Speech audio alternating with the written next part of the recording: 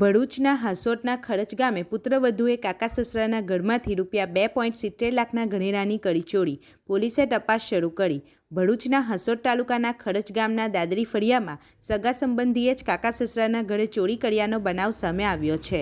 બનાવ અંગે પોલીસમાં ફરિયાદ નોંધાતા તપાસ હાથ ધરાઈ છે.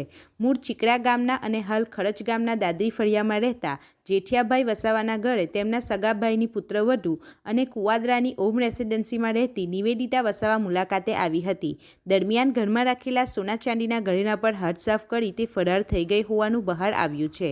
ચોરીમાં ગયેલા મુદ્દામાલની અંદાજિત કિંમત ₹2.70 લાખ હોવાનું જણાવાયું છે. ઘટનાની જાણ થતાં જેઠિયાભાઈ વસાવાએ હાંસોટ પોલીસ સ્ટેશન ખાતે ફરિયાદ નોંધાવી છે. પોલીસે ફરિયાદના આધારે ગુનો નોંધી આગળની તપાસ શરૂ કરી છે. આરોપી નિવેદિતાએ ચોરીના ગુનાને અંજામ આપ્યા બાદ 3 આઈફોન અને ઘરમાં નવા સોફા તેમજ ફ્રીજ ખરીદ્યા હતા, જેના આધારે શંકા જતા ચોરીનો સમગ્ર મામલો બહાર આવ્યો છે. હાંસોટ પોલીસે મહિલા આરોપીની ધરપકડના ચક્રો ગતિમાન કર્યા છે. રિપોર્ટર હુમેદ સૈયદ સાથે ગુજરાત અદ્ભુત ન્યૂઝ ગુજરાતી. આપણી આસપાસ બનતી ઘટનાના સમાચાર જોવા માટે ગુજરાત અદ્ભુત ન્યૂઝ ગુજરાતીને લાઈક કરો.